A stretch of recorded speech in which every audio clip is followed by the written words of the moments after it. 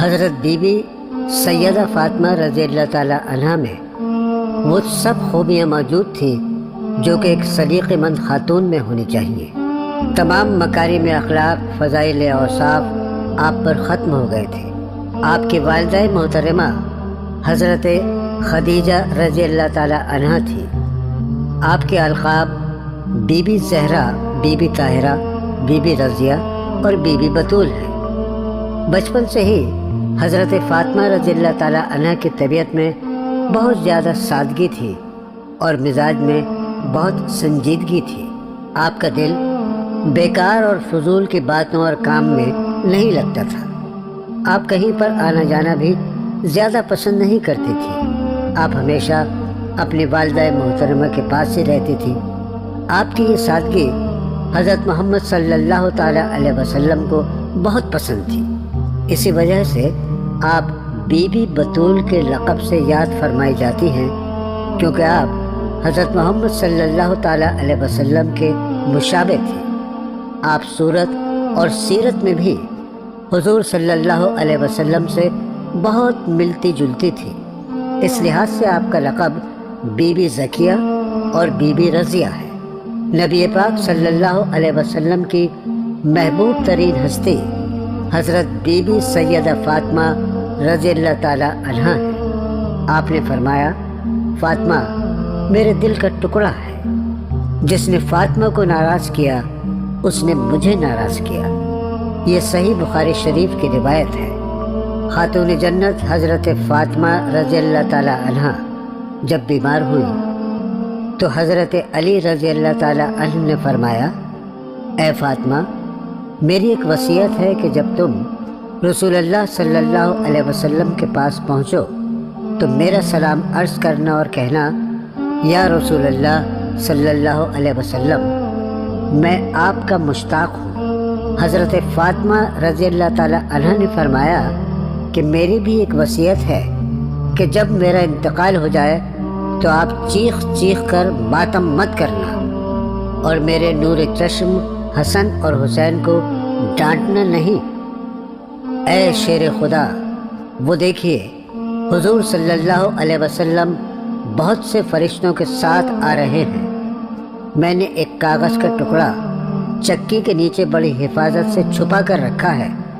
اس کاغذ کو نکال کر میرے کفن میں رکھ دینا اور اسے پڑھنا نہیں۔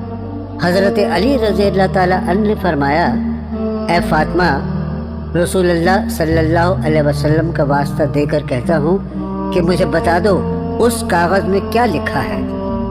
حضرت فاطمہ رضی اللہ تعالیٰ عنہ نے فرمایا، جب میرا نکاح آپ سے ہونے لگا تھا تو حضور صلی اللہ علیہ وسلم نے آ کر مجھ سے فرمایا، اے فاطمہ، میں علی سے 400 مشقال چاندی کے مہر پر تمہارا نکاح کرنے لگا ہوں۔ میں نے عرض کیا، یا رسول اللہ، علی مجھے منظور ہے لیکن اتنا مہر مجھے منظور نہیں ہے۔ اتنے میں حضرت جبرائیل علیہ السلام نے حاضر ہو کر حضور سے عرض کیا، یا رسول اللہ صلی اللہ علیہ وسلم، اللہ تعالیٰ فرماتا ہے، میں جنت اور اس کی نعمتیں فاطمہ کا مہر مقرر کرتا ہوں۔ جب حضور صلی اللہ علیہ وسلم نے مجھ کو اس کی خبر دی تو میں راضی نہیں ہوئی، میں نے انکار کر دیا۔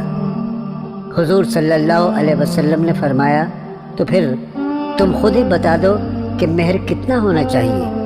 میں نے عرض کیا، یا رسول اللہ، آپ ہر وقت اپنی امت کے غم میں رہتے ہیں، میں چاہتی ہوں کہ آپ کی گنہگار امت کی بخشش میرا مہر ہو۔ چنانچہ حضرت جبرائیل علیہ السلام واپس گئے اور دوبارہ واپس آئے اور فرمایا کہ اللہ کا پیغام ہے کہ میں نے امت محمد صلی اللہ علیہ وسلم کی شفاعت فاطمہ کا مہر مقرر کیا۔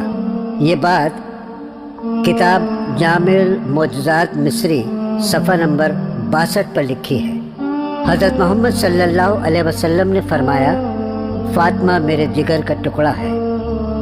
حضرت بی بی فاطمہ رضی اللہ تعالی عنہا جب اپنے بابا حضور صلی اللہ علیہ وسلم کی خدمت اقدس میں حاضر ہوتی تو ان کی تعظیم کے لیے محمد صلی اللہ علیہ وسلم کھڑے ہو جاتے اور نہایت ہی محبت کے ساتھ ان سے گفتگو فرماتے۔ حضرت بی بی سیدہ فاطمہ رضی اللہ تعالیٰ عنہ حضرت صلی اللہ علیہ وسلم سے بہت محبت کیا کرتی تھی۔ آپ کو حضور صلی اللہ علیہ وسلم کی جدائی کا بہت صدمہ ہوا۔ تمام کتب سیرت متفق ہیں کہ حضور صلی اللہ علیہ وسلم کے وصال کے بعد کسی نے بھی بی بی سیدہ فاطمہ کو مسکراتے ہوئے نہیں دیکھا۔ وہ ہمیشہ خاموش رہنے لگی اور انہوں نے لوگوں سے بات چیت کرنا بھی بہت کم کر دی، اور وہ اپنے والد کے صدمے سے باہر نہیں نکل سکی۔ 3 رمضان المبارک 11 ہجری کو ظاہری دنیا سے پردہ فرما گئی۔ جب وہ دنیا سے رخصت ہوئی تب ان کی عمر 29 برس کی تھی۔ حضرت بی بی سیدہ فاطمہ رضی اللہ تعالیٰ عنہ نے اپنی وفات سے پہلے حضرت بی بی اسماء بنت امیس رضی اللہ تعالیٰ عنہ کو بلا کر فرمایا، میرا جنازہ لے جاتے وقت اور تدفین کے وقت میرے پردے کا پورا لحاظ رکھنا اور زیادہ لوگوں کا ہجوم نہ ہونے دینا، اور میرے جنازے کو رات کے وقت دفن کرنا جس سے کہ کسی غیر محرم کی نظر میرے جنازے پر نہ پڑے۔ اتفاقاً حضرت فاطمہ رضی اللہ تعالیٰ عنہ کا انتقال رات کو ہوا تھا، اور حضرت علی کرم اللہ وجہہ نے وصیت کے مطابق رات کو ہی دفن کیا، اس لیے ان کے جنازے میں بہت ہی کم لوگوں نے شرکت کی۔ آپ کی نماز جنازہ حضرت عباس رضی اللہ تعالیٰ عنہ نے پڑھائی۔